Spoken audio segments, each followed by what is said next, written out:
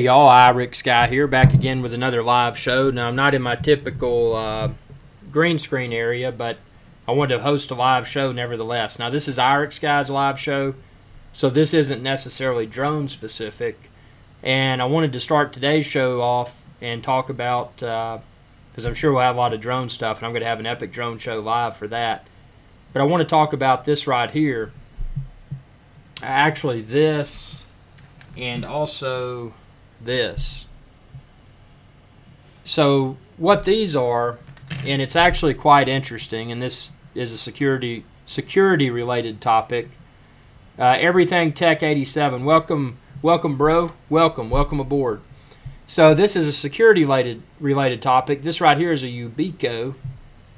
This is a Fission. So what these do, if you're not familiar, I would encourage you to check it out. But for political people, celebrities, athletes, you name it, people that want to better protect their not only their YouTube account. SoCal Seth, welcome aboard, bro. Not only their YouTube account. Hey, from the UK, Adam, welcome aboard. But you can protect your YouTube account and then also your email. Now, what this is called the Advanced Protection Program by Google. Oh yeah, we're going to, everything Tech 87, we're going to talk about Paradenofi here in a minute too. I just want to segue in with a security topic. So these are really neat. So the one in my left hand, this has Bluetooth capabilities, but it also has a little micro USB on the bottom that'll recharge it and allow you to sync with a desktop computer. So the way this works is quite simple. You've got to have two devices. And in my case, I got one that's Bluetooth because I use it with my iPhone. And then I've got this other one that's just a standard USB because I use it for my desktop computer.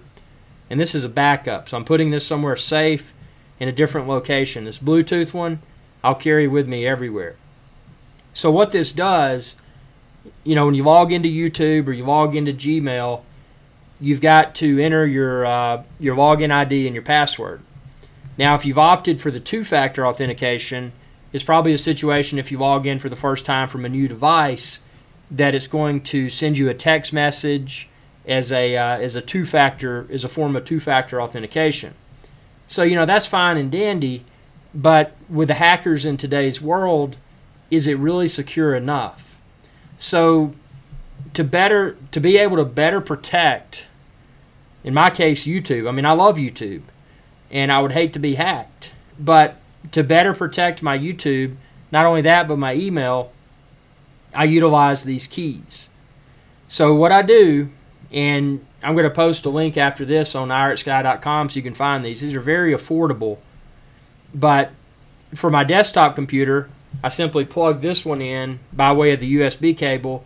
And the first time I logged into, the first time that I logged into YouTube, Gmail, you know, all my Google apps, it asked me to push the button on this, and by pushing the button, that confirmed that I was who I said I was.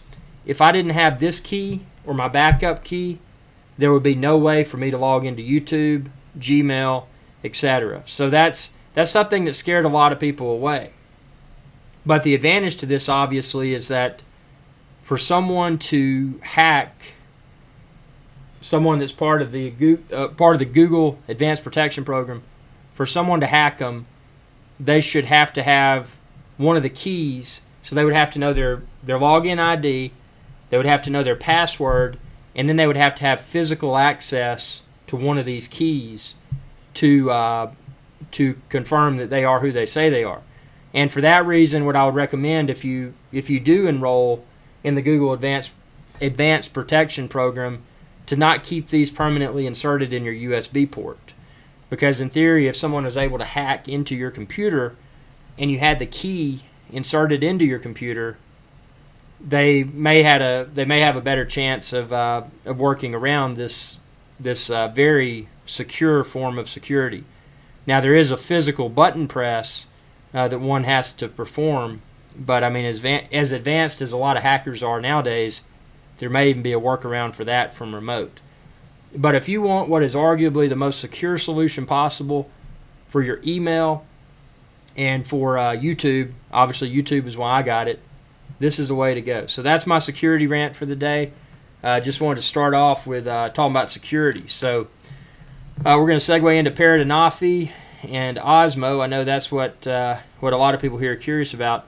So the Osmo Mobile 2, it's actually doing really well, and I hate, as much as I hate to admit this, the Osmo Mobile 2 is actually doing better. I'm trying to find, sorry, my eyes are kind of looking around here. I'm trying to find another screen here. Osmo Mobile 2 is actually doing better than my Ronin S ever did. And the problem with the Ronin S was that, you know, I was using a Sony Alpha. Now, a lot of people have been using the Panasonic Lumix GH5, and they've had an incredible experience with the Ronin S. You know, it tightly integrates with the Lumix GH5. Even the focus wheel will work with the Panasonic Lumix GH5. Now, also with the GH5, you can use the included USB cable. You don't have to use that silly IR type cable like I had to use for my Sony Alpha. So my assumption is that with the Ronin S, it's built like a tank. It's a very high quality product.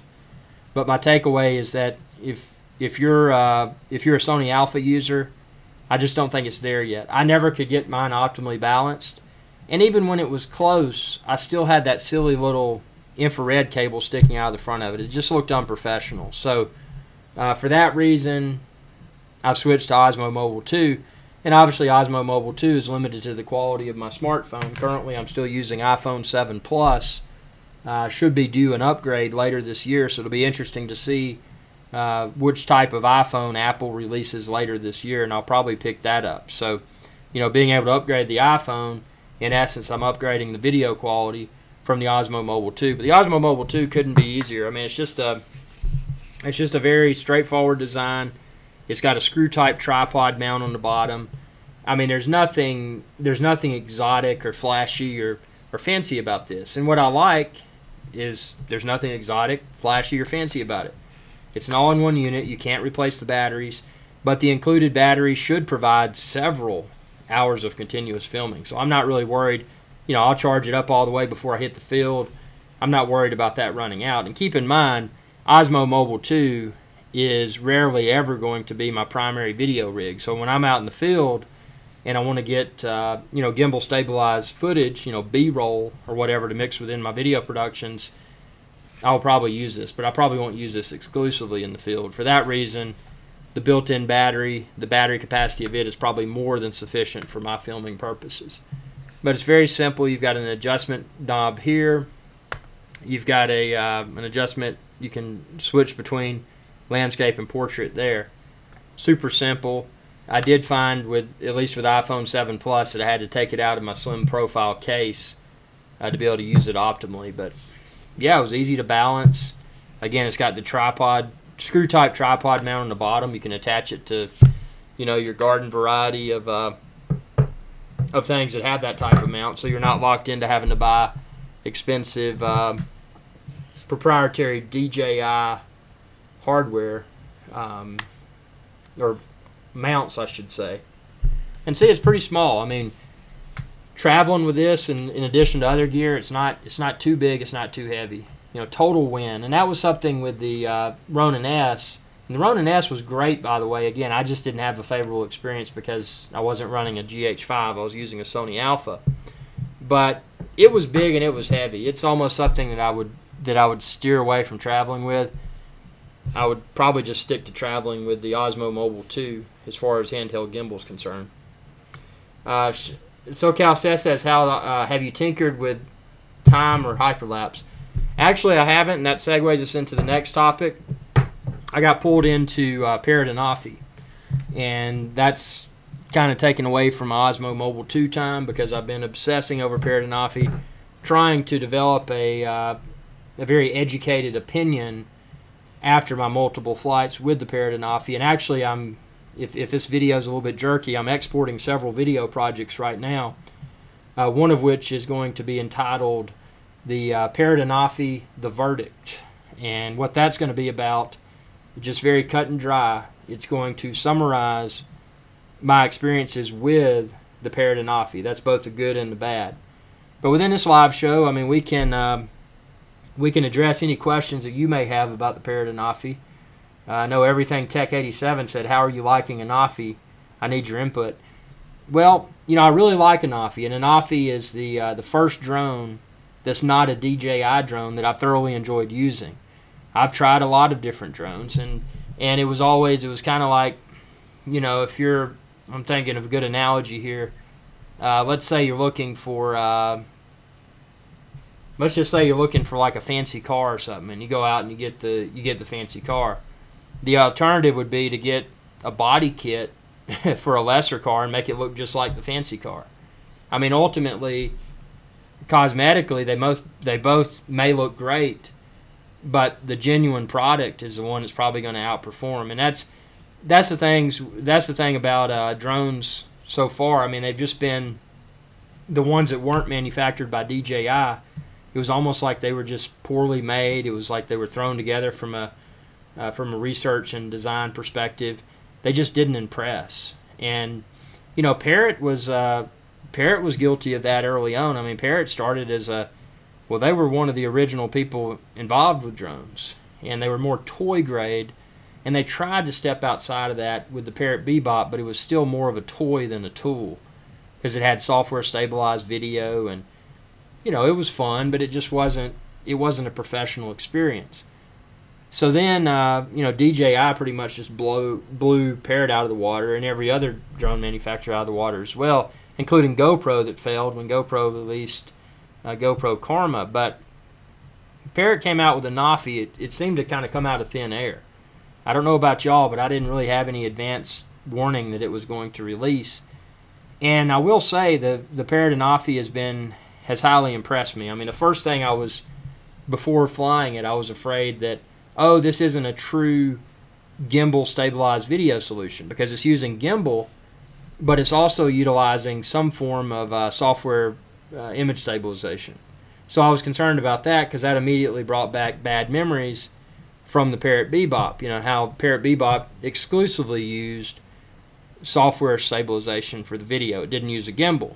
So the fact that they were even going to use any sort of software stabilization was a negative in my opinion. So, but after flying the Anafi, my opinion changed. And check out my multiple Anafi videos here on IrixGuy's Adventure channel, youtube.com/IrixGuy, because I've got a lot of videos.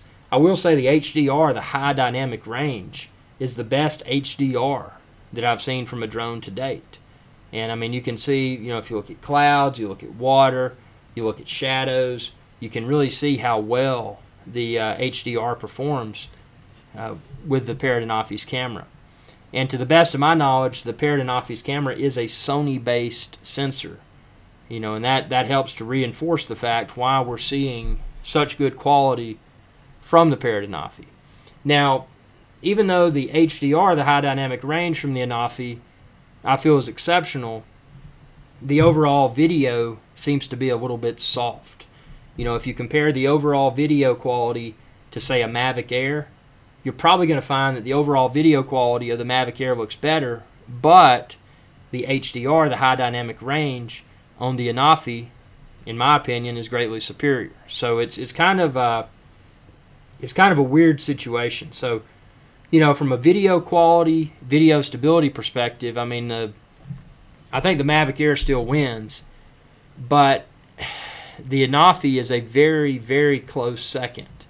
So that's just looking at the 4K video quality in its, alone. Now, when you look at the other aspects of the Anafi, that's where things get a little bit, where you can better differentiate between, say, the Parrot Anafi and the Mavic Air. Adam says, now you've done it, the DJI haters will start chirping in. Well, and that's the thing, and a lot of people have accused me of being a DJI fanboy, and justifiably so, because all of my favorite drones have been DJI drones. But I've been begging for a company to release a DJI competitor, and I thought that was going to be GoPro, but GoPro failed. And then Parrot comes out of nowhere, trying to resurrect themselves from their toy drone status. And I think they've done a really good job with the Anafi. So, again, it's a solid performer. Now, to look at the Anafi, and this has been a pain point during many conversations online, is it a toy-like build, or is it a tool-like build? If anyone I challenge anyone to pick up a Mavic Air, and then immediately after picking up the Mavic Air, pick up the Anafi. The size, the weight. The Mavic Air just seems so much more professional. It seems better made. But after flying both the Mavic Air and the Anafi, you may have a different opinion. It's easy to look at the Anafi and say, oh man, this is just a toy. Now, one opportunity I haven't had with the Anafi so far is to test it in a decent amount of wind. The Mavic Air, despite its small size and weight, was able to handle wind rather well. And I haven't had an opportunity to test the Anafi in significant wind yet. But I would expect the lighter weight and the smaller size to potentially, the wind may toss it around a little bit more. But if it does, how well is the gimbal / software stabilization on the camera going to compensate for that? I mean, it could be a situation where even though the drone may be tossed around, it may not affect the video quality and stability. So again, something that someone with an Anafi in a that has wind should test. Now, the batteries are USB rechargeable, and that's something I've been begging DJI for many years. Why can't you, when the Mavic Air came out, the false assumption that a lot of us had is that it would probably be USB rechargeable, and it wasn't. They want to sell their charging kits. That's understandable. They're taking the Apple approach for drones, and I love Apple. Don't get me wrong. Don't misconstrue that statement. But yeah, it would be neat to see a DJI drone with USB recharging capabilities.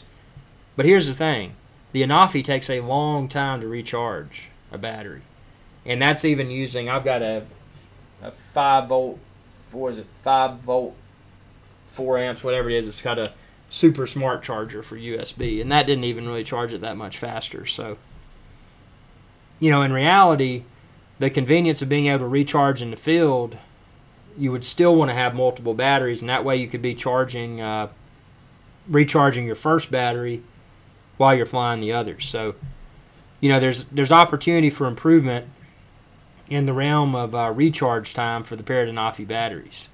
So, I was saying it's going to be a huge advantage over the Mavic Air, because the Mavic Air, you're limited to a car charger or a wall charger. But actually, the advantage that USB-C recharging brought to the table, the advantage of being able to use your own,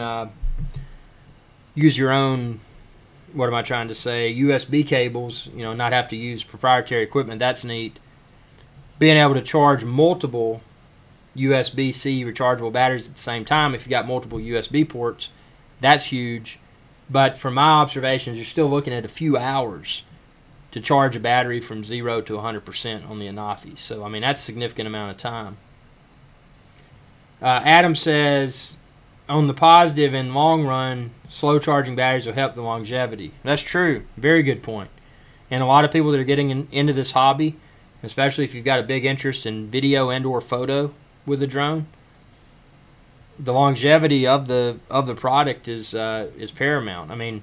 If you're buying camera gear, whether it's video cameras or still photo cameras, you probably don't want to buy something that's going to wear out quickly. You probably look at it as an investment and something you'll continue to use until something significantly better comes out and your budget allows you to upgrade. So, that's and to your longevity point about the battery life, that's a concern I have about the overall build quality of the Anafi. How well will the Anafi's frame hold up over time?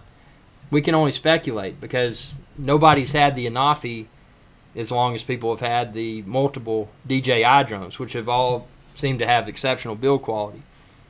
Now the Anafi, although the construction seems to be a little bit, it seems a little cheap and toy-like, is it really? I mean, the lighter drone, if it did encounter a small crash, because it's lighter, it may be able to better withstand that that crash. So that's one way to look at it. You know, the Mavic Air, if it encounters something catastrophic during flight, it's a little bit heavier. And even though the drone itself seems to be built in a more solid fashion, it's a little bit heavier. And when it crashes, if it crashes rather, it's going to be heavier. So it's probably going to do more damage. So looking at it from that perspective, you know, the build quality of the Mavic Air versus the Anafi may not be that big of a deal. But if you, I don't know, if you just factor in daily use, folding, unfolding, throwing it in a backpack along with other gear, that's where I think the Mavic Air would probably have a longer life. Martin says, hi from Ireland. Hello, welcome aboard. Everything Tech 87, what do you like more, Bebop 2 or Anafi? Never been a fan of Bebop. You check out my Bebop videos. I was so disappointed by Bebop version 1 that I never picked up Bebop 2, just because it was a rehash pretty much of Bebop 1. Parrot Anafi is a different animal. Parrot Anafi can capture serious 4K video quality, and you know that's super important for me. Well, that's why I don't like the Bebop, because it was software stabilized video. You can check out most any of my DJI videos on my channel, youtube.com/IrixGuy. And most any of those videos, actually all of them, are going to outperform the video quality of the Bebop or the Bebop 2. And that's because they're not using software stabilization for the video. So yeah. Parrot Anafi is a totally new realm of professionalism. It's the most professional drone that I've ever seen from Parrot. And that's my thing. My focus with drones is capturing really cool, stabilized, and good image quality video in 4K. And that's something I can get, I can get very well with Mavic Air from DJI or the Parrot Anafi. But if you're not concerned about the 4K video and the stability and the image quality, Bebop is a very fun drone, and it can do tricks and flips and all kinds of stuff. So Barry Clack says, hey Irix, hello from Oxfordshire in the United Kingdom. Great videos from the new Parrot drone. Is HDR really a breakthrough feature, or is it the future of video production? Any limits with Wi-Fi connection? Okay, welcome aboard. And thanks for the kind words. So HDR is a breakthrough, and that, originally if you heard about it on TV, you may have assumed, oh, HDR is just an excuse to sell more television sets, because that's usually what TVs will come out with. They'll come out with a new buzzword. You remember the 3D TV, and then the I'm trying to think of the other stuff, all the marketing things. But HDR is actually, it's a noticeable improvement, because high dynamic range HDR is, you're looking at shadows, you're looking at clouds, you're looking at water. You can really see a huge visual improvement there. Now, for the casual observer, they may not realize why the video looks better.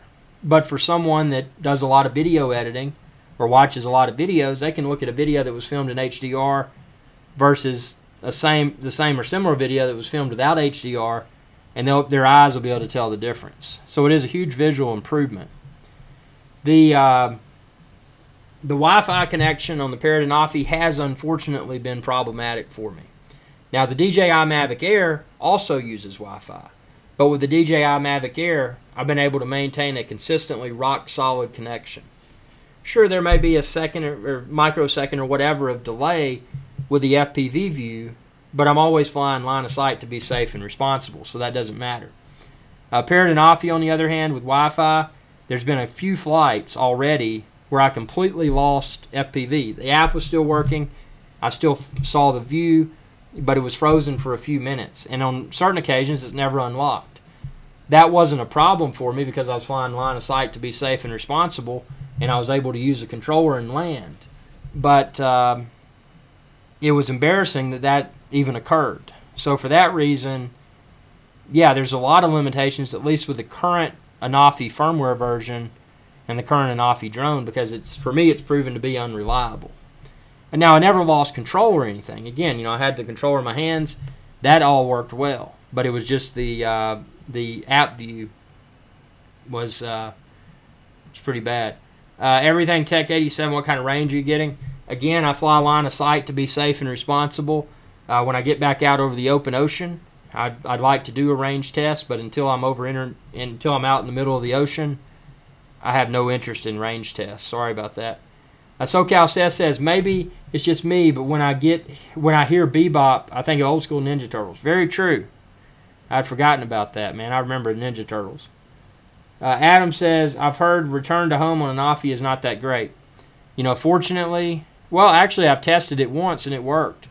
But it went to a certain altitude, and I haven't gone into the app to see if there's a way to tweak it, but it went to a certain altitude, and then you know, people are saying that, and again, I'm just basing this off of other comments, but apparently the return to home altitude, the opportunity to adjust that setting may not really be there, at least with the current app version, Free Flight 6 app. So, you know, that's something worth researching to make a determination whether or not the return to home on the Anafi is good.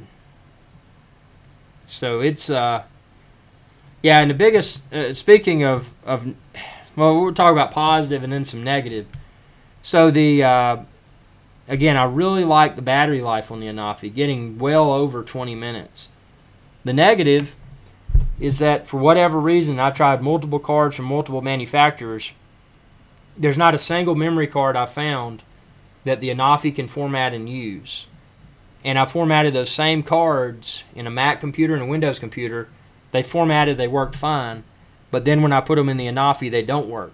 And then after formatting them in a Mac or Windows computer, making sure they don't work, and then trying to format again within the Anafi Free Flight 6 app, they still don't work. So that's been a major pain point. I think I may have a semi-defective unit. So that's been a huge pain point, and the fact that the included 16 gig micro SD card will only get I think it's right around 20 minutes of 4K video. So basically what would happen, my Anafi's battery life would exceed the recording capacity in 4K of the included 16 gigabyte card. So it was awful, because I mean my recording would end prematurely because I ran out of storage space. So that's been a big pain point. The propellers, yeah, the first time I installed the firmware update for Anafi out of the box, I ran into some hiccups and I had to restart it a few times, but then it worked okay. It was all done through the app. So it wasn't, except for the pain points, you know, a few failures. Once it updated fine. So that was a pretty seamless process. Now, the propellers on the Anafi, that's something of interest. They're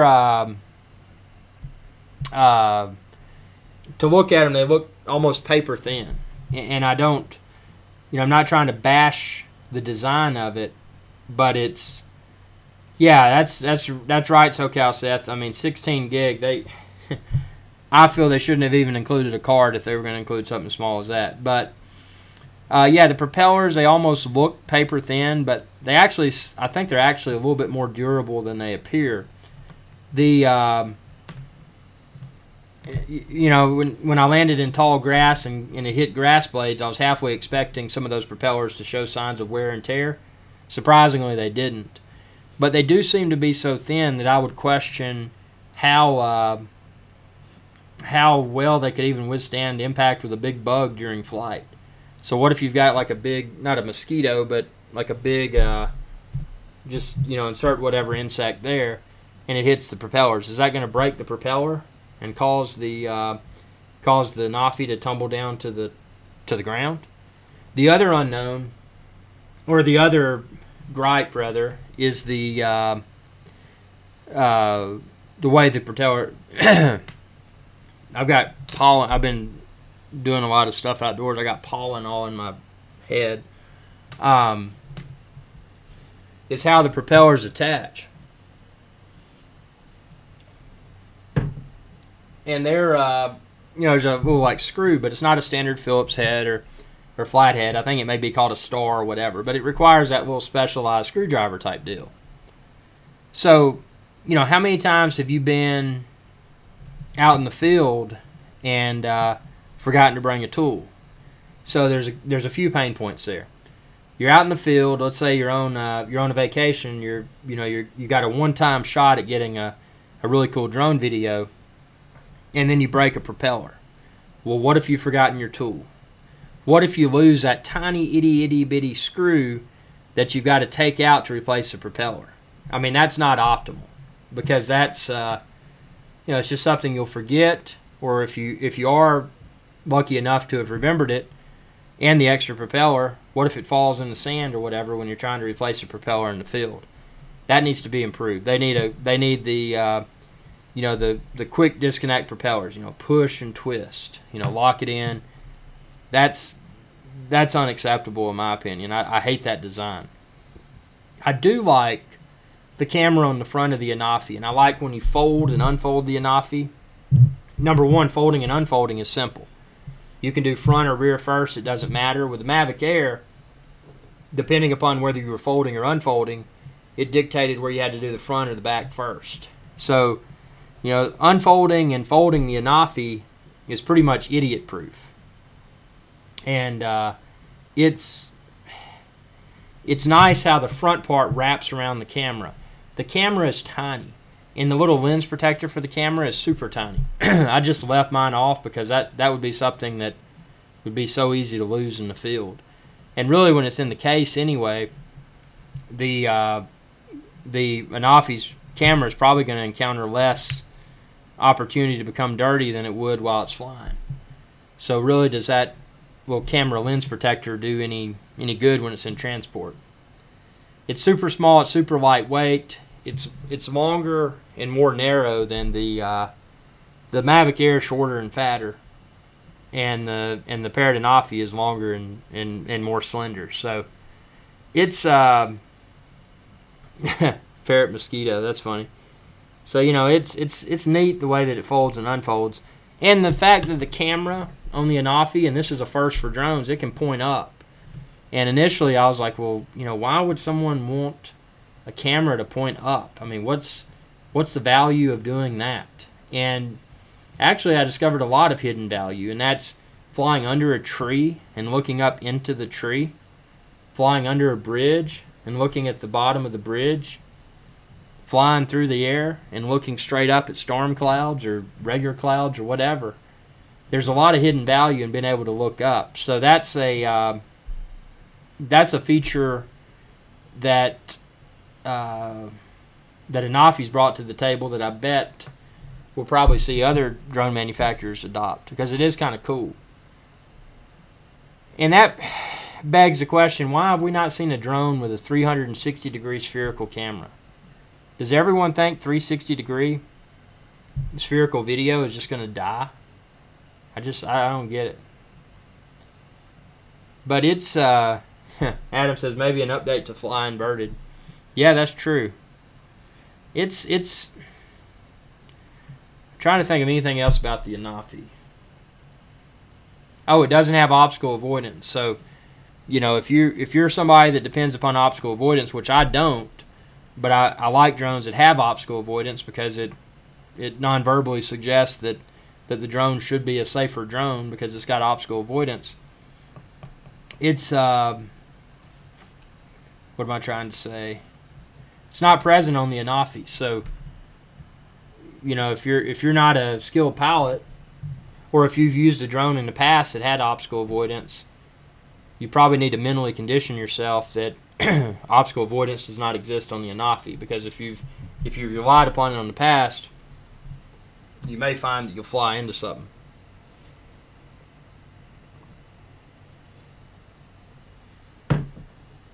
But with all this being said, I mean, it's a good drone, and again, I'll say that it'll be great to see the Anafi 2.0 if Parrot does not abandon this platform and they actually make the improvements that everyone's asking for. I think it could be a very serious alternative to DJI. And one final thing, Parrot needs to do away with the in-app purchase requirement. There are certain features like Follow Me and I think Waypoints that require you got to unlock it, which I'm not going to unlock that. I'm not going to pay to add a feature.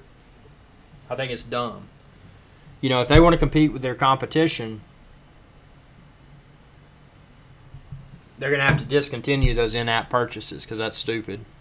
Other than that, I mean, it's been a really fun drone, and I've been able to capture some really good video quality from it. But again, mine being defective with the micro SD slot, and that brings up another pain point. The little slot in the bottom, it's got this little flimsy bracket that you got to pop out and then insert the micro SD card and gently close it. And obviously, if you were able to find a large micro SD card that would properly format and you could just keep in there, it probably wouldn't be a big deal because you can download the videos powering on your drone and plug it in a USB-C cable in the back. But it's, I mean, I don't know. There's just, unfortunately, with the Anafi as it sits now, with the current firmware and the current build, it's good. It's almost there. But given the other options out there, Mavic Air, it's just hard to, suggest Anafi instead of Mavic Air. Just because Mavic Air comes from a family of proven performers. Anafi comes from a great company, Parrot. They've been making drones a long time, but they've been more toy grade. So, you know, circle back in a few months, circle back in a year, and see how these Anafis are holding up for people. Because it's the price point, if they were a few $100s less, I could see justification. If they were a few $100s less, I could see justification to go with Anafi versus Mavic Air. But given the price of the Anafi and the price of the Mavic Air, it's just hard to say. It's hard to say go with Anafi. Now there's one feature that was super cool with Anafi, and I hope to see in a DJI drone very soon. And I didn't think I would even care about this feature, but it's zoom. Being able to zoom in and out is a really cool way to create some creative videos. And I'm going to share a link right here with everyone. This was a video where I utilized zoom, and I really let me see. I'm getting the link. I really enjoyed filming this video. But this will just give you an idea of what you can, the types of things you can accomplish by using zoom in the Anafi's camera. Let me get this link here. Be just a second.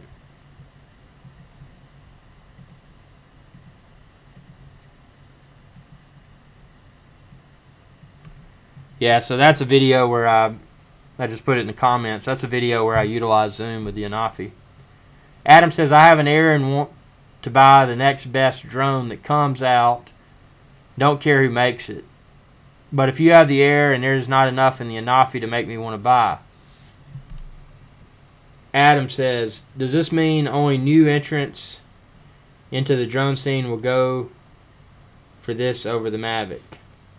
New dronies would surely prefer collision avoidance. So where does this fit?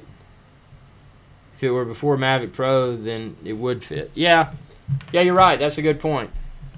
You know, without the obstacle avoidance, they're steering away a lot of the people that are beginners, and without the professional build quality that one's grown to love with the DJIs, they're keeping a lot of the more professional hobbyists away. So it's, I don't know. That's a very interesting way to look at this. I mean, that's I don't know.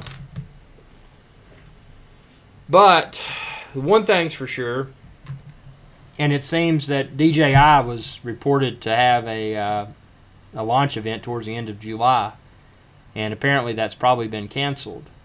So was that the product of Parrot Anafi? They realized they need to add zoom, they need to add USB recharging, and maybe some other features, a camera that can look up.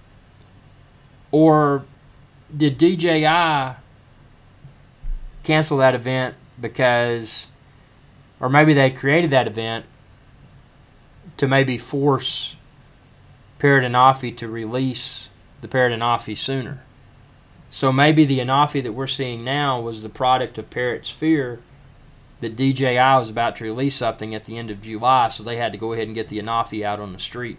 So, I mean, there's several ways that one can look at that. And maybe the events are unrelated, but typically events are somehow related. So it's, what's the word for it? It's interesting. I mean, all of this is interesting, but competition is a good thing. Yeah, Adam, it's definitely not as pretty as DJI offerings, just from a cosmetic perspective, and then also from a build quality perspective. And I know a lot of people argue with me about that. They're like, hey man, just because it's lightweight and looks like a toy doesn't mean it is. But, you know, I'm still not buying into that, buying into all that. So it's, I don't know. It's a good drone. Again, it's the best drone that I've seen since, since competitors have been releasing drones. It's the best non-DJI drone I've ever flown. Now, let's see. How should I say this? So what is an Afi better than? I would say a Nafi is, I like it better than a Phantom, the DJI Phantom, and the reason I do, it's more portable and it's more lightweight. I like a Nafi better than Mavic Pro. Mavic Pro had that annoying tap to focus requirement, and even after, you know, getting around that, Mavic Pro's camera is not as good as Mavic Air. So I will pit the Anafi above Mavic Pro. But then when it comes to Mavic Air and Anafi, Mavic Air is the winner. The clear winner without a doubt. So it's going to be interesting to see what Parrot Anafi 2 will bring to the table. And it's going to be, oh yeah, SD cards work fine in the, oh, you're talking about full, let's see. Yeah, my micro SD cards work fine in my Mavic Air. Same ones that failed in the Anafi. The Cinquina Media says, I heard Anafi moves all over the place when just hovering. Has that been your experience? Yeah, it's got a lot of, when the Anafi hovers, if you take your hands off the sticks, no wind, you hover the Anafi, take your hands off the sticks, hover the Mavic Air, you're going to notice a lot more fluctuation with the hover of the Anafi. I mean, it floats around a little bit, whereas the Mavic Air does too, but it's less noticeable.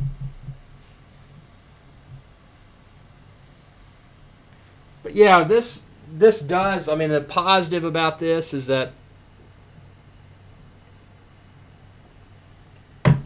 Parrot has confirmed that they still want to innovate and they still want to compete with DJI. So that's the good thing about the release of Anafi, and hopefully it'll shake things up. It'll cause drone manufacturers to innovate more rapidly. It'll hopefully create more affordable drones. Competition is a good thing. So if all we get from the Anafi is more competition and potentially better prices, that's a total win. So I mean, Anafi is definitely serving a purpose, and this is the first drone, again, since DJI, the first non-DJI drone that I firmly feel is going to disrupt a little bit of things in the market, and that's a good thing. SoCal Seth says, I'd like to use my Mavic Air more, but there's only so much I can put in a carry-on. Very true. Maybe DJI will release a smaller and more capable. How about a drone under half a pound that's capable? That'd be really cool. Adam says, when DJI releases their next masterpiece, I like that, I think the Anafi will fade away. Karma all over. Well, I don't think the Anafi is going to become a Karma, because the Karma was plagued by a few things. GoPro Karma, number one, it was rushed to market, and I applaud Wall Street for that. GoPro went publicly traded company, and that can affect any time a company goes public. The Wall Street crowd, they're worried about the stock price, blah blah blah. So often a company that goes public, whereas in the past they may take a more slow and controlled approach. Once a company goes public, they're having to react to Wall Street. So I feel that actually both the original GoPro Session and the GoPro Karma were rushed to market. Now I think the Karma's remote control was very well done, but the drone itself, like you said, it was just ugly. There was no way to get 4K. I mean, you'd have to go in linear mode to do away with fisheye, but that would only do the 1080p. To get rid of the fisheye, and I think you may be able to do it with the current model GoPro cameras, but the most current model GoPro camera that was out when Karma released, you couldn't get 4K video in linear mode, so you were stuck with fisheye if you were going to film in 4K with the Karma. So that's, I don't think Parrot Anafi is going to follow in the footsteps of GoPro Karma. I think they're a different circumstance, because I think what's going to happen with Anafi, well, with Parrot rather, is that, you know, this drone is going to be well perceived, and obviously there's going to be a huge camp of people that did like, and I didn't like the Bebop, but there's going to be a lot of people that love the Parrot Bebop drone, and then once they start flying the Anafi, they're going to realize how much better it is. So for them, it's going to seem like a huge upgrade. You know, people that haven't touched a DJI drone, it's going to seem like a huge upgrade. And also, Parrot Anafi is not plagued, at least yet, and hopefully it won't happen, but GoPro Karma had the recall. You know, not only did they release a rush product that was not that great, they had a safety recall shortly after the launch. So, you know, yeah, I think Parrot has set the stage for their next steps, and I would assume that the market's reaction to Parrot Anafi is more positive than negative, and you've even got a lot of DJI people that are impressed by the Anafi, and that's a huge win, because in the past, when a drone came out that was non-DJI, most of the DJI people, they didn't really care about it, but this one is a different animal.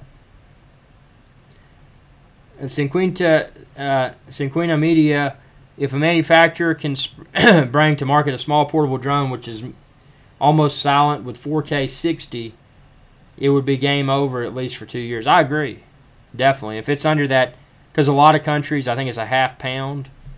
You know, if you could get a capable drone under that weight limit, then you don't have to deal with all the registration and all the hoopla in a lot of places. That would be pretty cool.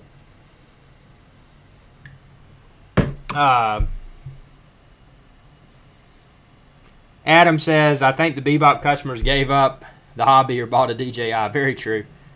Becker's review says, hey buddy, just got here. Can you summarize what's been going on? Like your videos. Would love to join the conversation. I got early access to Anafi apart from noise levels. Don't see much more. Yeah, oh, interesting point. He says France is 320 grams, so no registration. It's basically a Tello in France. So that may be the primary use case for the Parrot Anafi, is, you know, is falling under that French requirement. I never knew that. 320 grams, that's neat.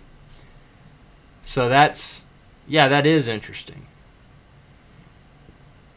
But yeah, the noise, you brought up a good point. The noise of the Anafi, it's the quietest drone I've ever flown.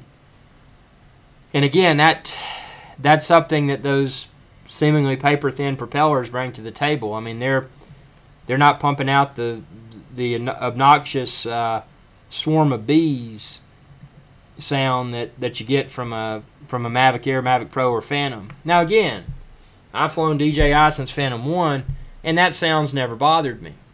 But in today's world, where you got a lot of people that are anti-drone, they're trying to say, oh man, you know, what's that guy doing with the drone? You know, is he spying on us, or, you know, why is he flying that thing? They'll come over and harass you. And I've been harassed a few times, and even had the police out there because one guy was a real jerk. It's like, hey, this is public property. I can do what I want to do. You know, here's where I am. You know, I'm not breaking any laws. Blah blah blah.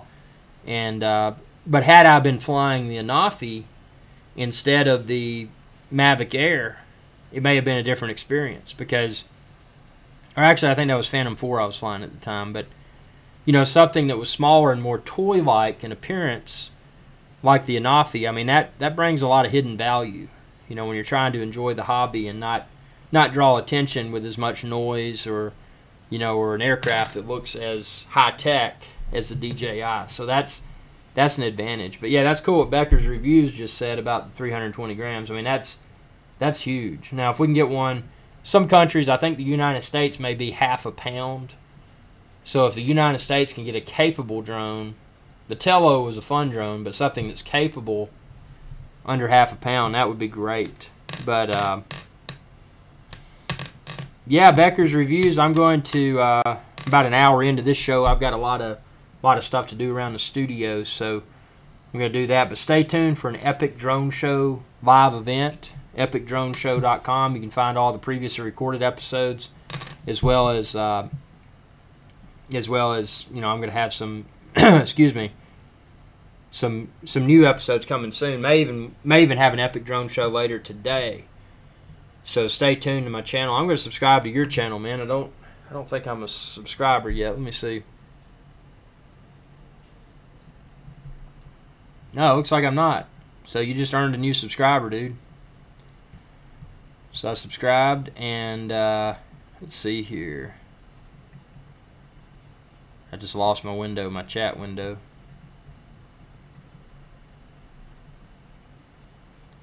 Yeah, so that's about all for now. I mean, stay tuned. I've got some more parrot videos. They're actually exporting right now in the background, if you notice a little bit of jerkiness on this live stream. But I've got some more in-depth parrot review videos. And stay tuned. Appreciate y'all's viewership. God, we got a ton of people tuned in live. I hate to cut this short, but you know, an hour, almost an hour, that's a long time. So I got some other things to do, but if all goes well, I may do an Epic Drone Show live event today. So stay tuned to my channel. Follow me throughout social media: Facebook, Twitter, Pinterest, Instagram, and of course YouTube. And click that bell icon, subscribe, and click the bell to be notified whenever I post a new video. And most importantly, check out IrixGuy.com, because you can find all the drones, the drone accessories, tutorials, and a whole lot more there. And with that being said, thanks for watching, and y'all have a good day. Hey y'all, IrixGuy here. If you enjoyed this video, please be sure to subscribe, like, and share. It's viewers like you that enable my channel to continue to grow. Thank you.